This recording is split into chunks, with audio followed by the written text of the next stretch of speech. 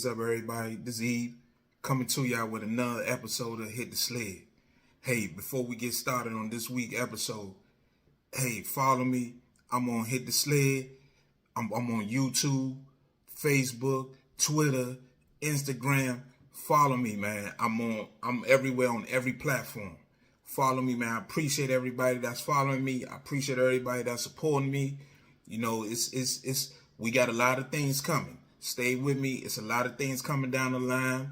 So I appreciate, though, everybody staying with me.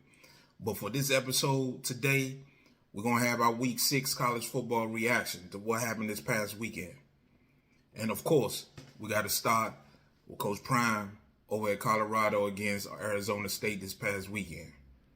Man, it was a tough one. They beat Arizona State 27-24. It was a hard-fought victory, though. Hard-fought victory. Shedeur, I'm trying to tell you guys something. Shedeur, without Travis Hunter, he's doing a hell of a job. Shedeur is doing a hell of a job.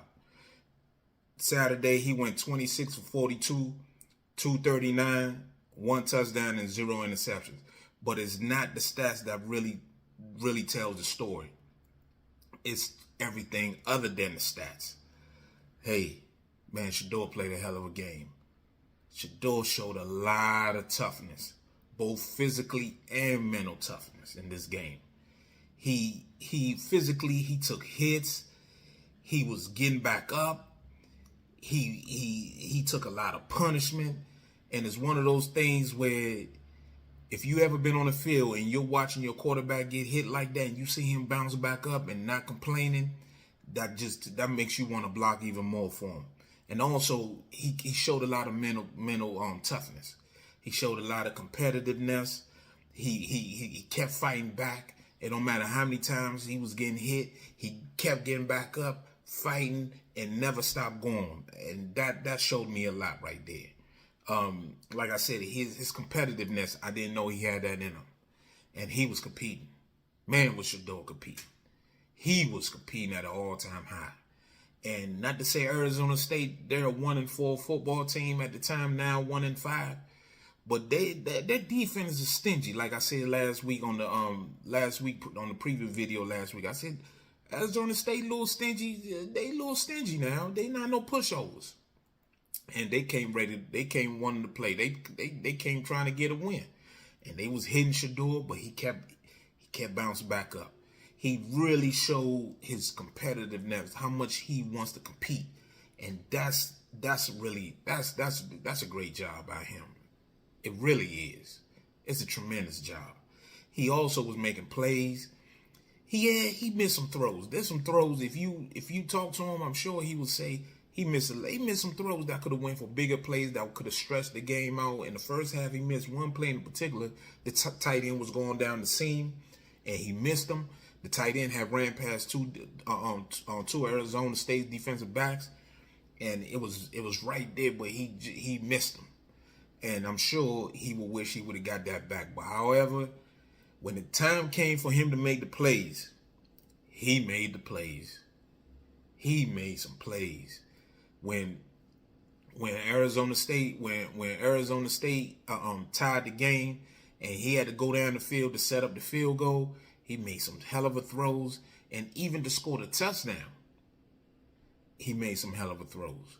So it was a great job by him. He's shown a lot. He was someone that, and one of the things I kept emphasizing to my friends, to my boys, were that I want to see what happens when he gets hit, when he got to compete, when he gets hit and he keeps getting hit. How is he going to react? Is he going to pout? Is he going to have his head down? Is he not going to keep the troops rallied?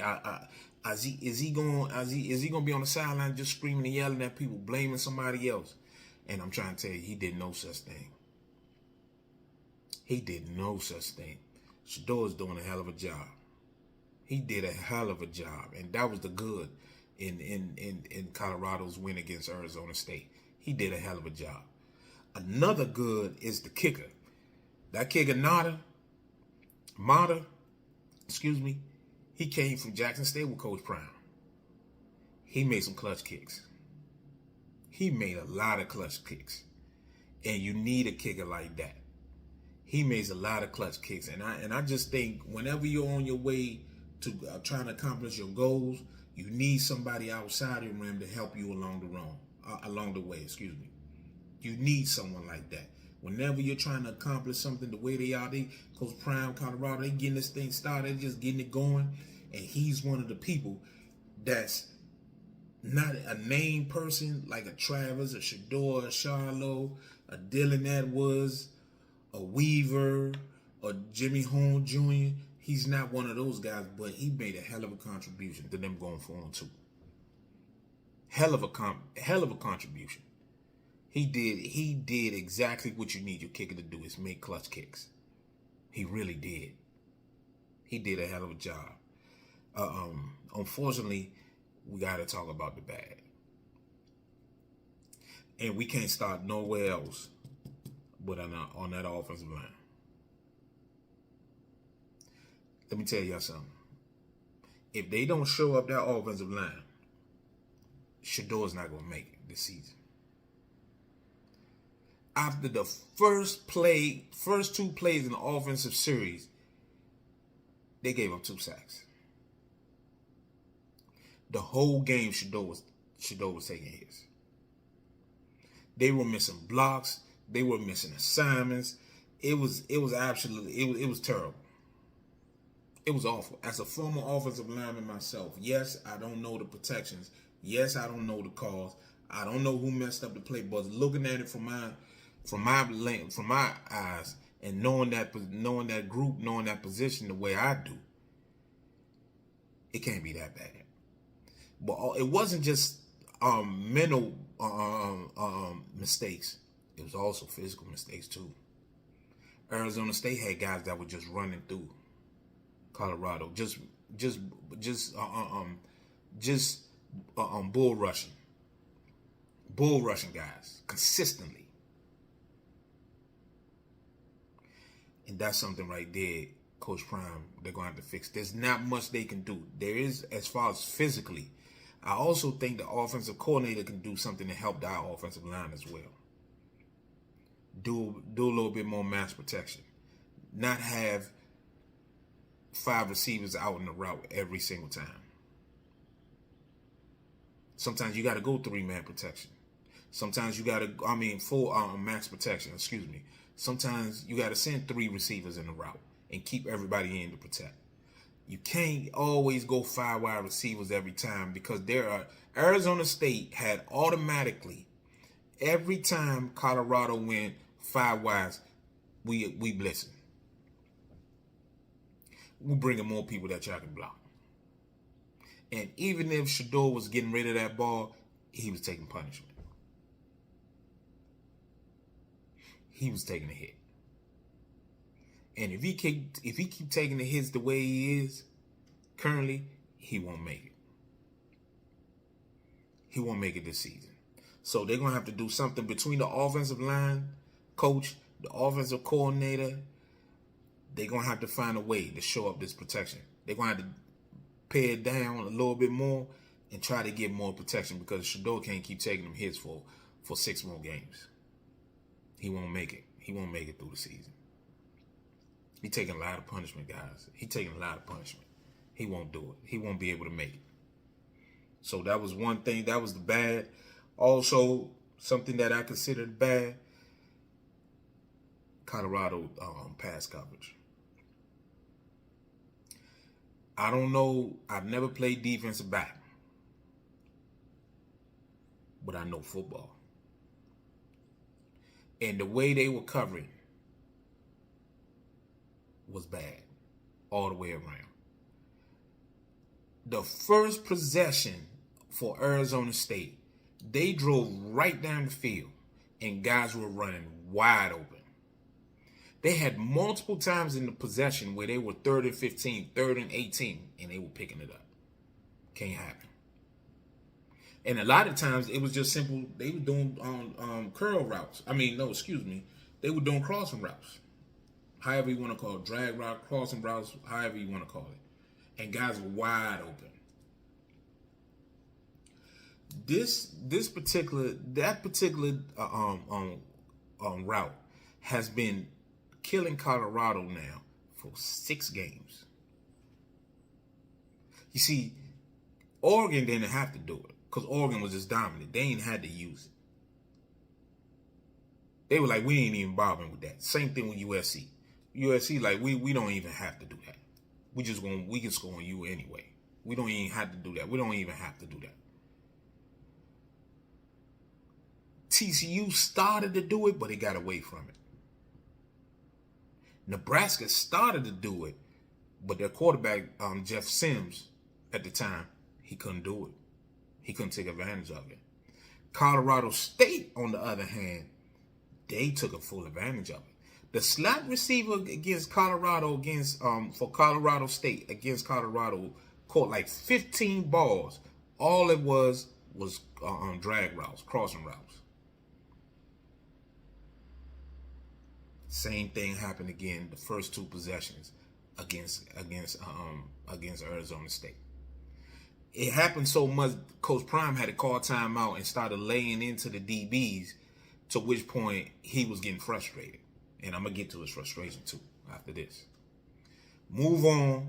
They eventually made an adjustment where they tried to zone it, which slowed them down a lot more. That slowed Arizona State down. That really helped them out a lot. That prevented that they would switch. They were doing a good job with it until the last possession.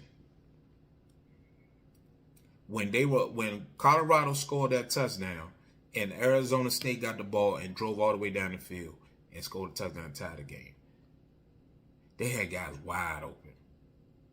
Blown coverages everywhere. To the point where after the game, Coach Prime said he had to talk about his frustration.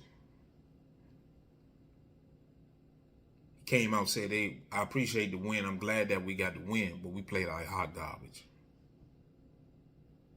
Which, to be honest with you, is true. They kind of did. Defensively, it was blown coverages everywhere. Can't happen. Because as they move on, they play Stanford this coming week. They got to play UCLA. Dante Moore is the real deal. They beat Washington State, a very good football team. Dante Moore. Remember, I've been telling y'all about this kid over there at UCLA. He's the real deal. They got to play UCLA. They have to play Oregon. They have to play Washington. They have to play Utah. They got to play Stanford, and they got to play Cal. So they're gonna have to try to button this up in the next couple of weeks. So, it's one of those things. Coach Prime at his press conference after the game was extremely frustrated, and he talked about it. He just stated that, man, he's extremely frustrated. He doesn't know what to do. He's been talking to him, film work, doing everything he needs to do, and it doesn't seem to be working. And he cannot. He was frustrated. So it's one of those things where something's gonna have to give. So let's see if they fix it. This all part of it. This ain't Jackson State no more. We got to see whether or not he's gonna be able to fix it. We're gonna have to see whether or not he can be able to fix it. We're gonna find out now. This is what coaching matters. Do you have the right assistant coaches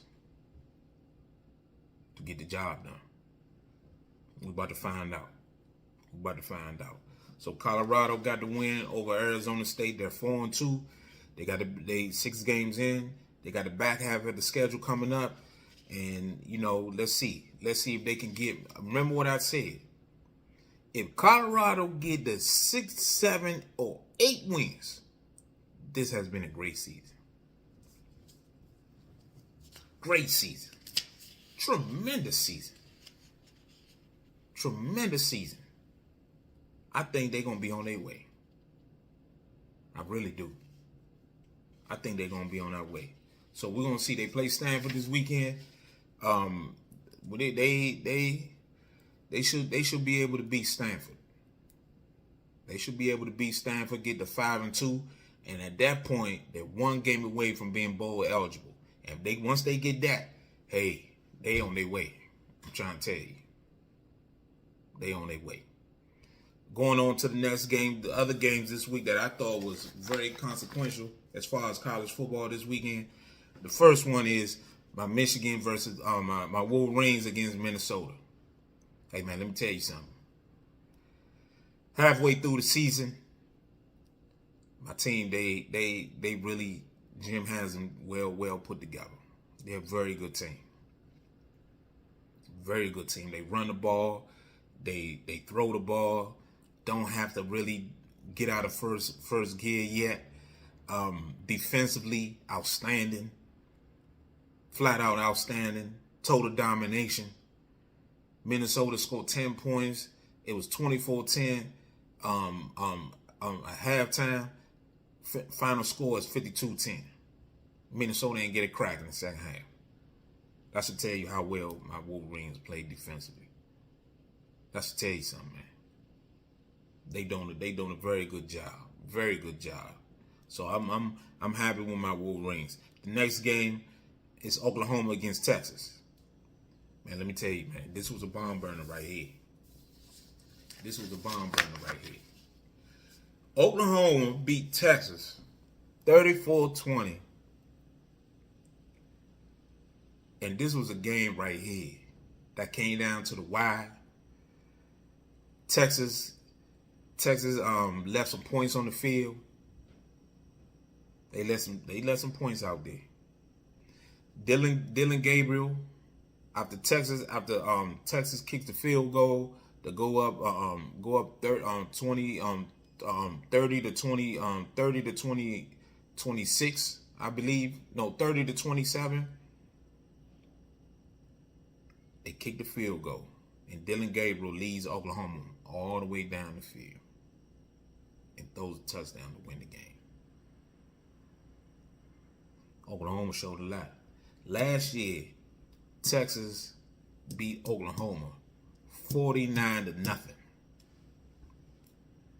And Oklahoma came right back this year and beat them peoples. That's an excellent job. That's an excellent job by Oklahoma. Oklahoma did a hell of a job. Hell of a job. You know, you got to give them credit. These are the games right here that Texas needs to win to prove that they're there for, they are competing for a national championship. They got to win these games right here. They got to win it. But unfortunately, they didn't. Unfortunately, they did it. And that's a shame right there. That's a shame, man, because I really like what Coach Saga's doing, what Steve Sarkisian is doing down there in Texas.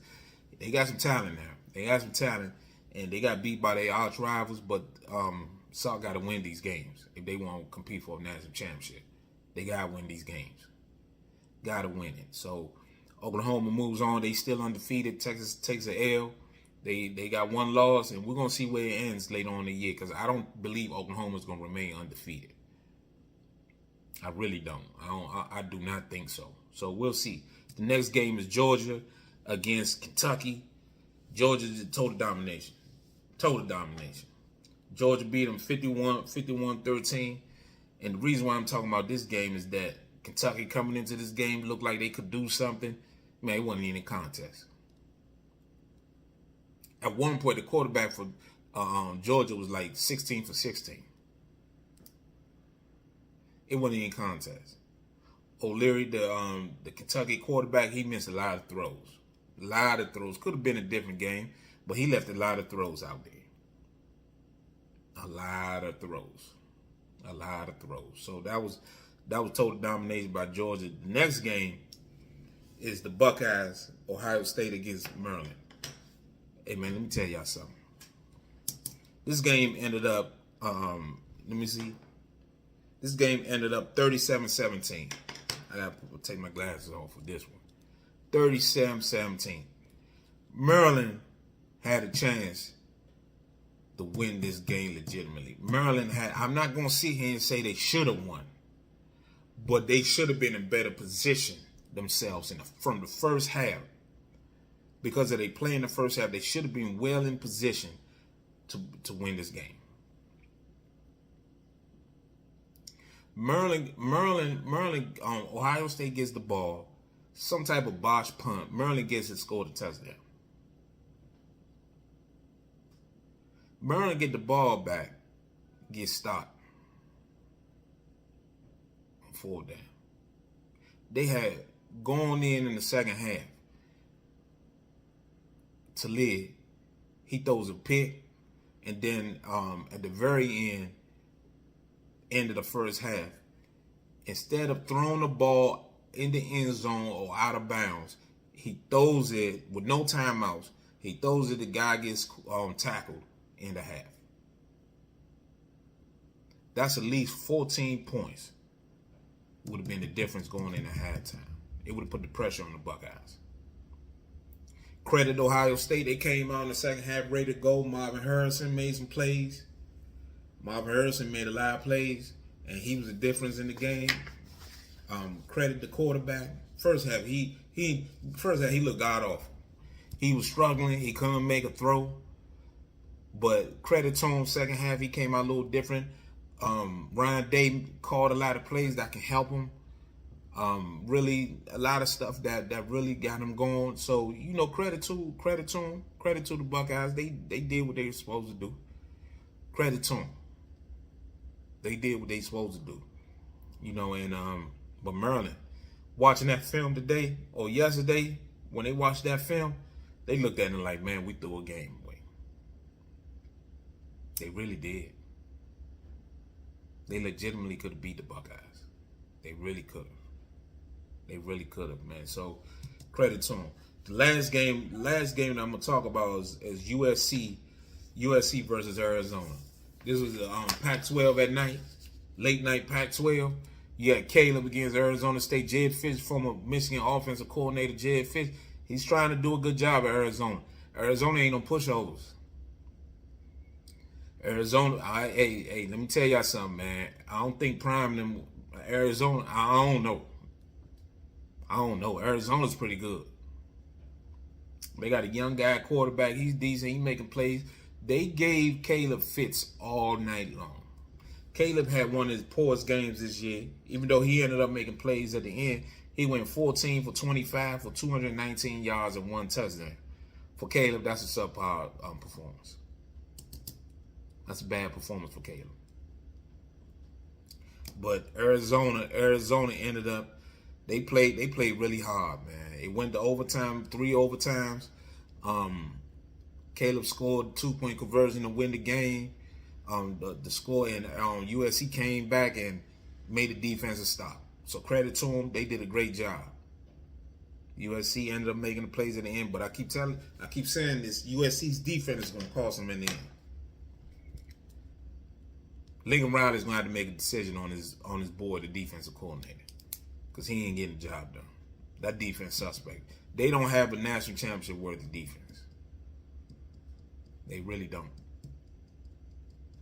They really don't. So we'll see. They got Notre Dame this week. That's gonna be a big game. That's gonna be game of the week right there. USC versus Notre Dame. Notre Dame coming off a loss from Louisville. So that's gonna be a tough one right there for USC going. Notre Dame coming off a loss. They're gonna try to avenge their season against their arch rival, and we'll see. We'll see if defensively USC can hold up. Because Notre Dame gonna try to be physical. They're gonna try to run downhill at him. But I truly appreciate y'all, man, watching me. Subscribe. Please follow me. I'm on YouTube, Twitter, Instagram, Facebook. Follow me at Hit the Sled. Hey, we got a lot of things coming down the line. I truly appreciate y'all. Please follow me. Hit the sled. We coming. There's a lot more coming down the line. Appreciate y'all.